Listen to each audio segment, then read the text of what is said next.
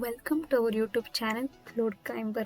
In this session, we will discuss inversion of controller or dependency injection.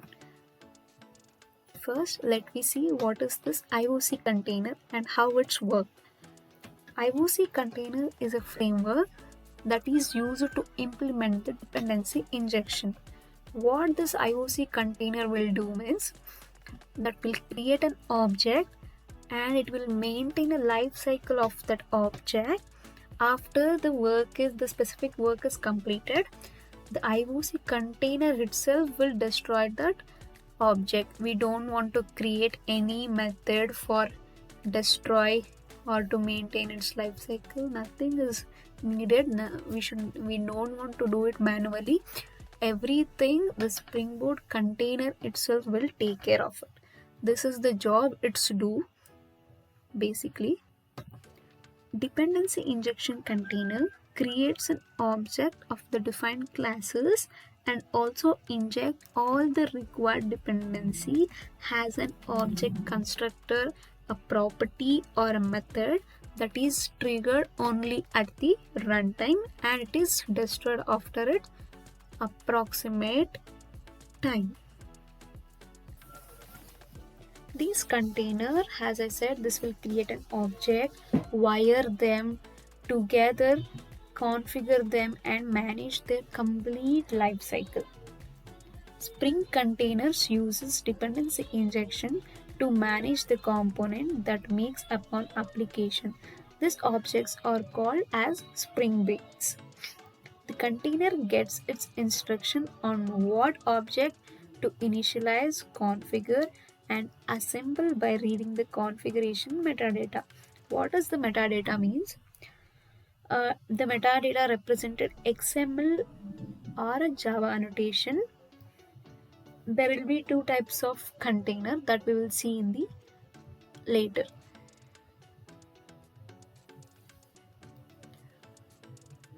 Suppose in my package there are 100 classes, but it will scan the classes which contain stereotype annotation, because the stereotype annotations are like at component, at service, at rest control. These are we will call as stereotype annotation. This will that the IOC container will look for this annotation and add bin annotation. If it is present in that class, then only it will create an object for that particular object, or else it won't create an object. We no need to create the object. Spring Boot itself will take that part and it will scan the classes with @bin annotation, but the dependency we have to provide that in the XML or pom.xml file. Usually we will, when we are creating our project, we will inject the dependency there, right? So that when we are using this, we should provide the dependencies there.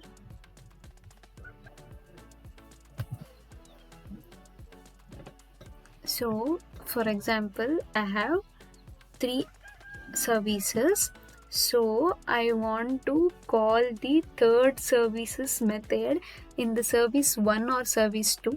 So at the time what I will do, I will call this method with @AutoWire annotation. Then only we can inject the dependency and we can call that and we can use that method over in the service 1 and service 2.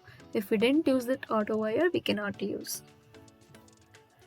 So next is the types of dependency. Basically we have two types of dependency injection. The first one is constructor and setter based dependency injection. This we will see within live example.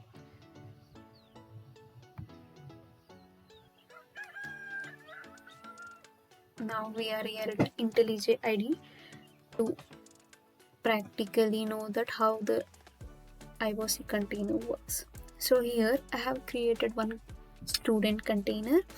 In this I have created one more interface with the name called student. It's contain a string method which is a get student department name, and there is one more service is called student department.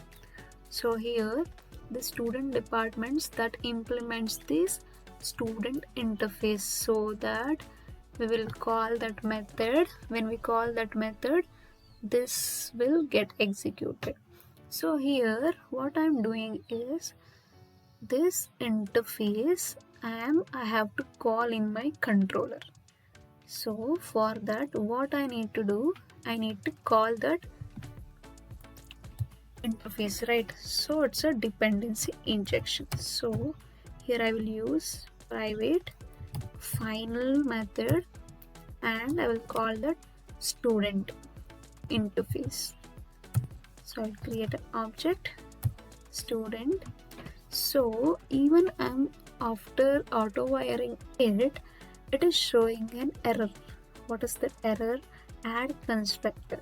So here we should add our constructor. This is the constructor. So this is the constructor injection. Now we will run the application and see how it is work.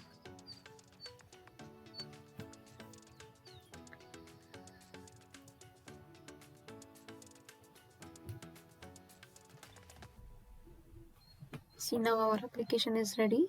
Now we will call this endpoint. Here our endpoint is 8082 port number with the student name. It's a get method. So we'll call that 8082. 8082 will hit our request.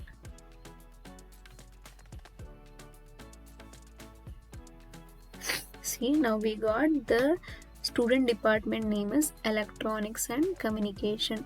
Mainly what we are doing is we are actually calling that interface here. This interface is overridden by this student department class. See, here we are using the same thing because we are using the implementation. When we are using this implementation, we can call that method here and we can write whatever we need as a result. This is about the constructor injection. The next thing is a setter injection. In the setter injection there is no much change. There is only one change is for the existing constructor only we should add a void and we'll change this to set student. We should remove this final keyword. Here we added void and we change this constructor name to set. If it is a student controller and if this is also student controller, then this will called as constructor. If it is, we have to differentiate. This is not a constructor, this is an setter method. So I have used a set here. So again I will run my application here. Even this should has to give the same response.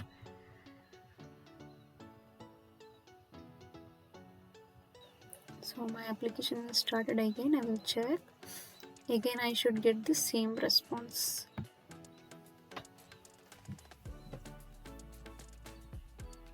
Yes, I'm getting. So this is about a setter and constructor dependency injection. So next we will see about what are the types of container we have in the Spring Boot.